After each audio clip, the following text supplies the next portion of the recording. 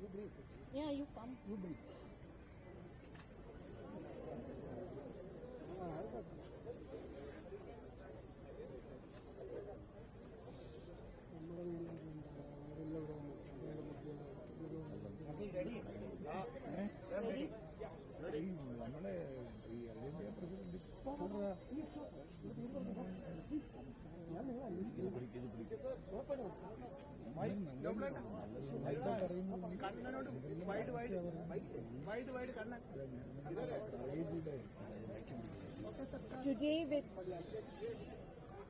Today we had a meeting with our Honorable Congress President Mallikarjun Kharge ji, our Lok Sabha Opposition Leader Rahul ji, our GSO KC Venugopal ji, Priyanka ji and all other MPs and senior leaders of Congress Party, our PCC President, CLP leader and working committee member on Kerala coming election. First, there is a local body election and followed by the assembly election. How should we go in that election? What will be our strategy? What will be our roadmap? All the members have spoken and we got a clear indication from our High Command that Congress is very much connected with the public, with the people of Kerala. Emotionally, politically, people are looking for a change. So we should not do anything which will disrespect the people of Kerala. This was a clear indication, and if anything, anyone personally, his or her view is coming to the media, we will take strong action on that, because we have no right to disrespect the people of Kerala. Secondly, there were many programs which is coming in the next few months that has been discussed, and in the month of April, there will be a ward president conference, state conference, where Kharge ji, Rahul ji, Priyanka ji all will attend.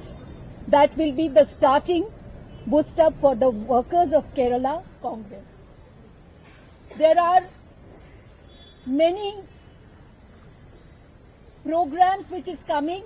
Gradually we will tell all of you. But immediately this program has come up, and also media is giving a wrong impression that there is no unity in Congress, Kerala Congress Party, which is untrue. There are everyone here in the media had said, expressed, they are strongly against LDF, they are strongly against BJP, and when the unity is coming, so they are strongly united and they will speak in univocal voice. Thank you very much. Anything else? When you say action will be taken against anybody who speaks against the Congress, are you referring to the person next to you? Because he's clarified his position, Mr. Tarun, or is it that He has. Don't make further troubles. Already he clarified. That's He all. clarified already, so there is no point. അല്ല ഇന്നത്തെ യോഗത്തിന്റെ ഏറ്റവും വലിയ നേട്ടമെന്ന് പറയുന്നത് കേരളത്തിലെ കോൺഗ്രസിനകത്തുണ്ടായിട്ടുള്ള ഏറ്റവും ശക്തമായിട്ടുള്ള ഐക്യത്തിന്റെ സന്ദേശമാണ് നൽകിച്ചത്. ആ മുറിയിലിരുന്ന ഓരോ കോൺഗ്രസ് നേതാവും കാലഘട്ടത്തിന്റെ പ്രാധാന്യം തീർത്തും ഉൾക്കൊണ്ടുകൊണ്ട് വരുന്ന പഞ്ചായത്ത്, മുനിസിപ്പാലിറ്റി തെരഞ്ഞെടുപ്പുകളിലും നിയമസഭാ തെരഞ്ഞെടുപ്പിലും ഐക്യജനാധിപത്യ മുന്നണിയെ വിജയിപ്പിക്കുന്നതിനുള്ള ഉത്തരവാദിത്വം തങ്ങളുടെ ഓരോരുത്തരാണെന്ന് മനസ്സിലാക്കി ആ ഉത്തരവാദിത്വം നിർവഹിക്കുന്നതിന് വേണ്ടി പൂർണ്ണമായ അർത്ഥത്തിൽ പ്രവർത്തിക്കാൻ വേണ്ടിയുള്ള തീരുമാനമെടുത്തിട്ടാണ് പിരിഞ്ഞത്.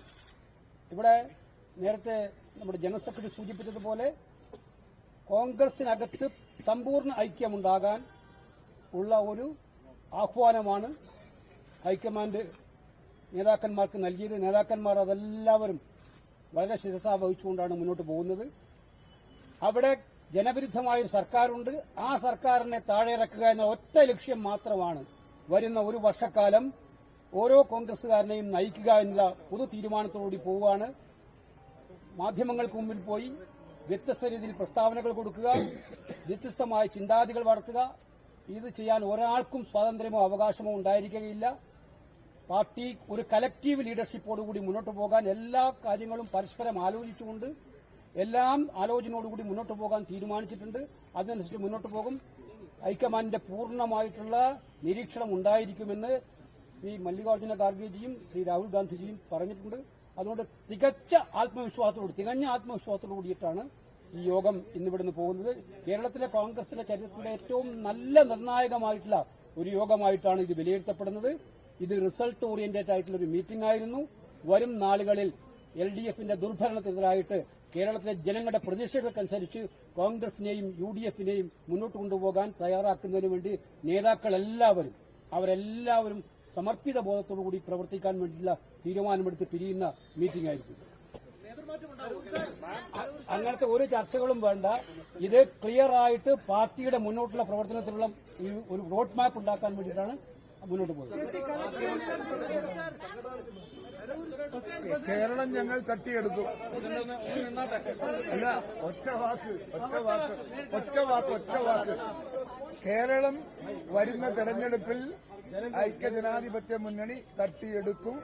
അതിലുള്ള പ്രതിജ്ഞയെടുത്താണ് നമ്മൾ ഇന്നത്തെ യോഗം അവസാനിപ്പിച്ചിട്ടുള്ളത്.